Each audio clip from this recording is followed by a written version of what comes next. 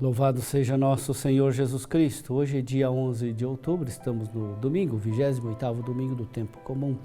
O evangelho de hoje é de Mateus, capítulo 22, versículos de 1 a 14.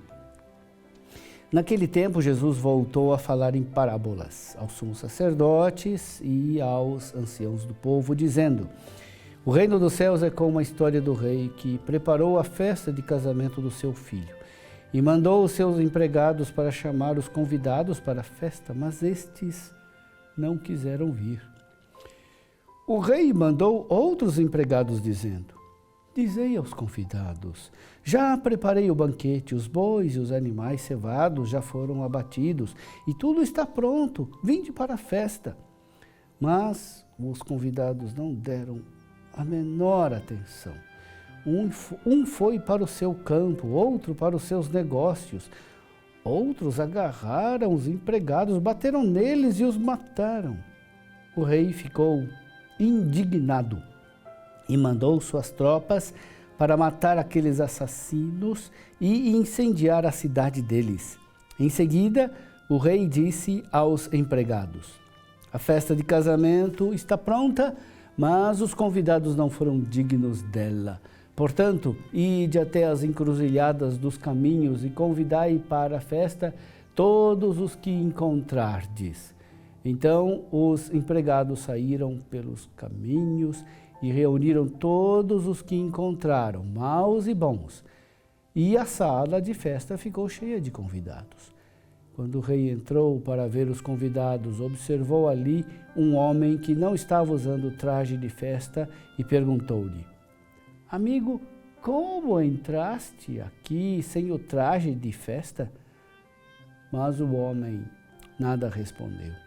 Então o rei disse aos que serviam: amarrai os pés e as mãos desse homem e jogai-o fora na escuridão.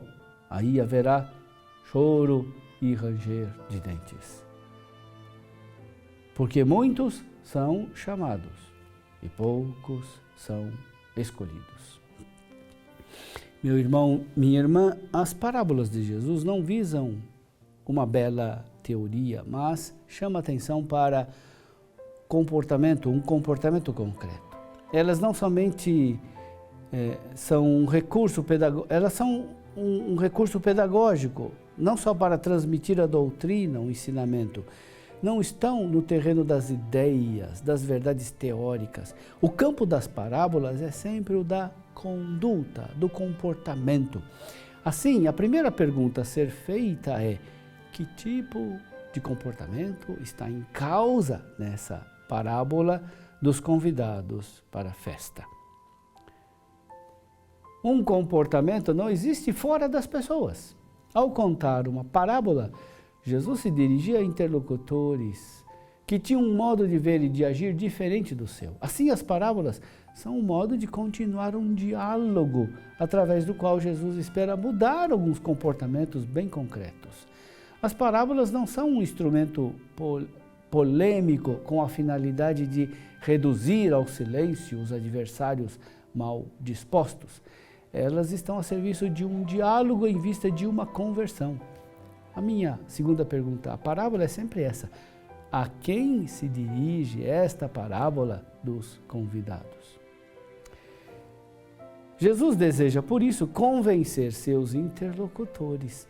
Para essa finalidade, a parábola traduz sempre uma experiência, pois é ela que lhe dá força de persuasão. Por isso, a terceira pergunta é essa: que experiência é colocada em realce pela parábola dos convidados à festa? A parábola dos convidados tem o objetivo de explicar a razão de Jesus se dirigir aos pecadores públicos e às prostitutas. O primeiro grande convite tinha sido feito primeiramente aos, entre aspas, justos. Ele respeitou a eleição divina, manteve o privilégio do povo do Antigo Testamento, mas estas não tiveram tempo para aceitar o convite. Vir vir para a festa de casamento é sinal de lealdade ao rei. O banquete era o reconhecimento especial em favor do filho e todos estavam na obrigação de reconhecer que esse filho era o herdeiro do trono. O casamento do filho é o estabelecimento oficial da sua autoridade. O chamado ao banquete equivale ao costume moderno de requerer que os convidados escrevam uma carta de confirmação, de aceitação do convite. Recusar o convite era considerado um insulto seríssimo, uma vez que se tratava de desprezar um privilégio altíssimo. O desprezo dos convidados não é motivado por uma maldade, mas pela absorção nas preocupações diárias. Elas geralmente parecem mais importantes do que as solicitações de Cristo. As pessoas se preocupam com carro, com terras, com casa, com alimento, com roupa, com esporte, com sexo, com diversão e assim por diante. Os convidados não quiseram vir porque estavam ocupados com seus afazeres e não estavam dispostos a deixar tais afazeres. É verdade que todos nós consideramos uma festa algo muito bom e desejável, mas quando se trata de um convite dirigido pessoalmente e que requer a minha decisão, muitas vezes a reação é a de não dar a mínima atenção, porque não estamos dispostos a deixar nossas preocupações para, entre aspas, perder tempo com a festa. Mesmo tendo recebido a recusa, o patrão enviou outros servos. É uma atitude surpreendente. Mandou outros empregados para dizer: já preparei o banquete, os bois e os animais cevados já foram mortos. Esse grupo não foi mandado só para convidar, mas também para insistir, para persuadir os convidados a virem. Deveriam falar das delícias preparadas. Todo esse esforço, porém, não encontrou boa acolhida, porque eles não deram a menor atenção. Para os convidados, a coisa mais importante não é a festa, não é o convite de Deus. A mensagem de Cristo não tem valor. A luta pela subsistência, os negócios, o orgulho da propriedade são mais importantes. Ir para a festa obriga a sair do próprio mundo particular para descobrir o mundo dos outros, para ir ao seu encontro. O texto não diz que os convidados resistiram ao convite. Certamente eles achavam o convite uma coisa boa. Diz que eles simplesmente não tinham tempo para isso. Não tinham o menor desejo de deixar seus próprios interesses. Quando isso acontece na igreja, as pessoas ficam impacientes, irritadas com uma exigência maior na vida cristã.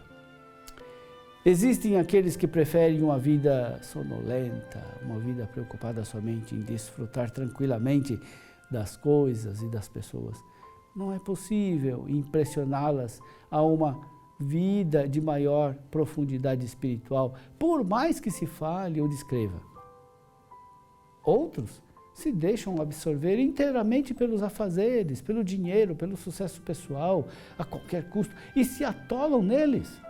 Todo o seu pensamento, todas as suas energias se concentram nos seus empreendimentos, de tal forma que não sobra mais nada para a vida cristã e para o progresso espiritual. Existem também os que se opõem amargamente à verdade, à busca espiritual, chegando a perseguir e matar aqueles que proclamam a mensagem de Cristo. Infelizmente, no caso de Jesus, os mais incrédulos foram exatamente os convidados, os que pareciam os mais religiosos e também os mais piedosos. O patrão manda para as encruzilhadas. As encruzilhadas são o lugar dos mendigos, dos que vivem na rua, é o lugar do lixo da sociedade. Convida bons e maus. No seio da igreja, há bons e maus. Há os que não se convertem realmente e que permanecem na igreja por motivos que não são autênticos. Mas o desejo de Deus é que também esses se convertam e se salvem. Aí então, o símbolo da veste nupcial.